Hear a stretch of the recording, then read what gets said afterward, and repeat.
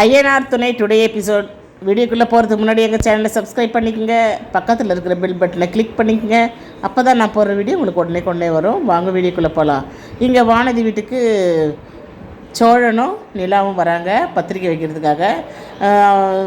இங்கே வந்து வானதி அவங்க அப்பா வந்து சாப்பிட்டுட்ருக்காங்க, அவங்க அம்மா வந்து பரிமாறினிருக்காங்க.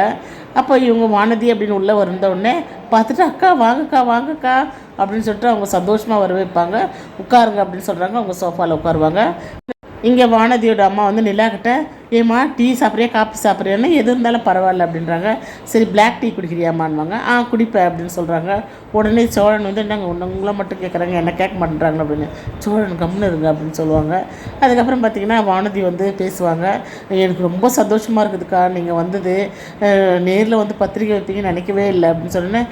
ஏன் வானதி, நீ எங்கள் வீட்டு பொண்ணு, எங்கள் வீட்டுக்கு கல்யாணம் பண்ணிவிட்டு வரப்போகிற, உங்களுக்கு நேரில் கொடுத்தா தானே நான் ஒரு மரியாதை இருக்கும், நீங்கள் குடும்பத்தோடு கண்டிப்பாக வரணும் அப்படின்னு சொல்லிட்டு அவங்க பேசிகிட்டு இருப்பாங்க.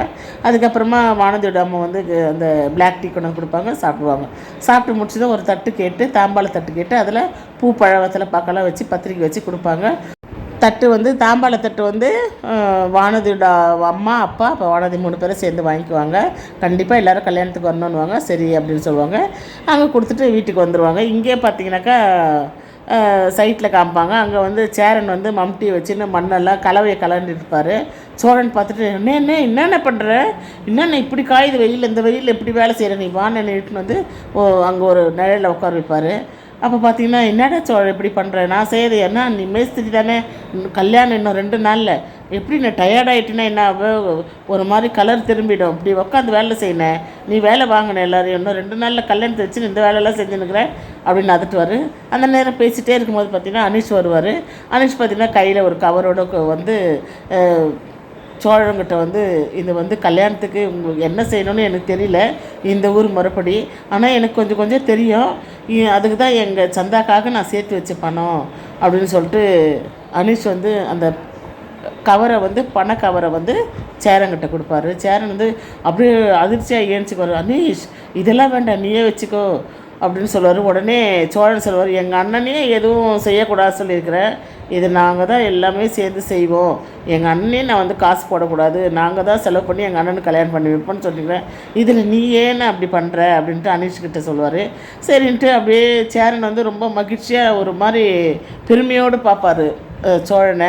அதோட இங்கே வந்து வீட்டில் காமிக்கிறாங்க. வீட்டில் வந்து பத்திரிக்கை எல்லாம் யார் யாருக்கு வைக்கணும் அப்படின்னு சொல்லிட்டு எல்லாம் பேரெல்லாம் எழுதினு இருப்பாங்க.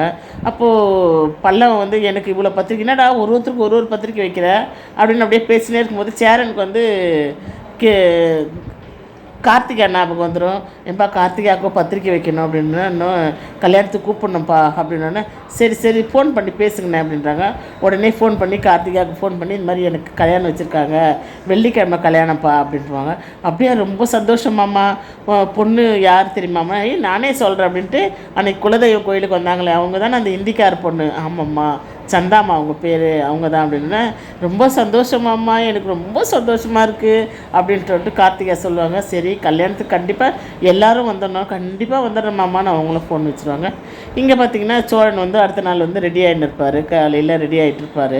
அப்போது என்னடா எங்கடா போகிற, வேலைக்காட நான் இப்படி ரெடியாவேன் அப்படின்னு சொல்லிட்டு சொல்லுவார். என்னடா அப்படின்னா, அண்ணனுக்கு வந்து ஷூட் பண்ணுறது, மேரேஜுக்கு முன்னாடியே ஷூட் பண்ணுவோம்ல, அந்த மாதிரி அண்ணனுக்கு ட்ரெஸ் பண்ணிவிட்டு சந்தாவையும் வர சொல்லியிருக்கேன், அவங்களும் வந்தோடனே 2 பேரையும் ஷூட் பண்ணணும்டா, ஃபோட்டோ ஷூட் எடுக்கணும் அப்படின்வாங்க. இதோடு தாங்க இந்த எபிசோட் முடிச்சிருக்காங்க. நாளைக்கு பார்க்கலாம். பாய்.